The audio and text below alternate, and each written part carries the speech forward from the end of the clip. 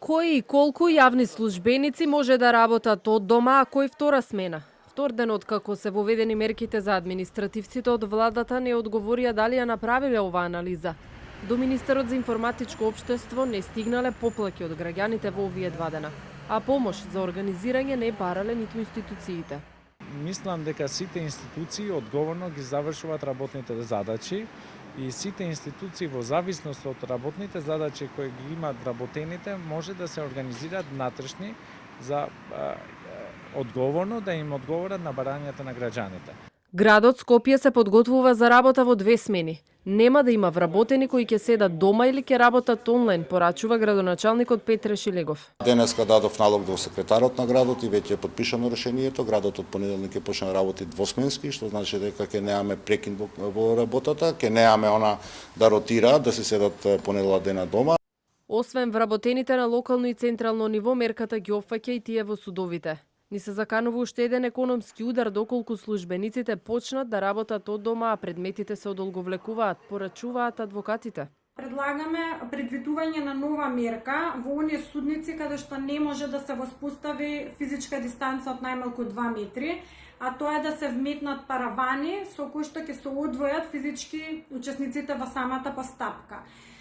Исто така предлагаме и електронска комуникација со судовите. Од владината одлука најреволтирани се граѓаните кои стравуваат дека уште потешко ќе ги добиваат документите, кои и онака поминуваа патешествие по шалтерите.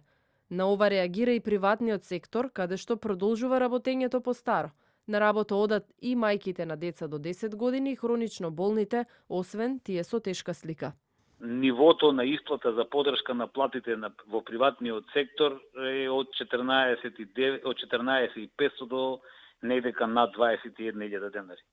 И тоа е директно, можеме да кажеме, директна конкуренција, директна поделеност на состојбите вработени во приватен сектор визави вработени во јавниот сектор.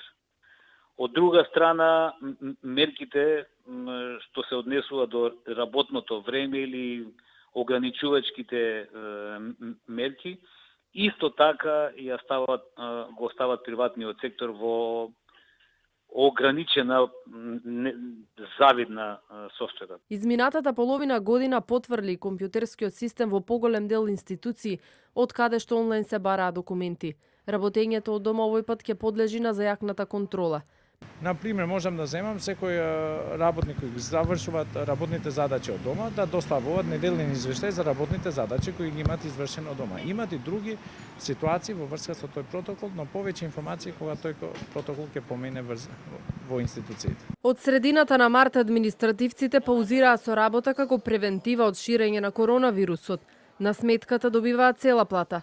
На 1 јуни се вратија на работа, а пред 1 месец се вратија и по старото работно време од 8 до 16 часот. Во исто време на 1 октомври почна и учебната година. Според владините најави, можно е да се донесе одлука комплетно затворање на училиштата за да се заштеди на грејење, а наставниците да држат предавања од дома.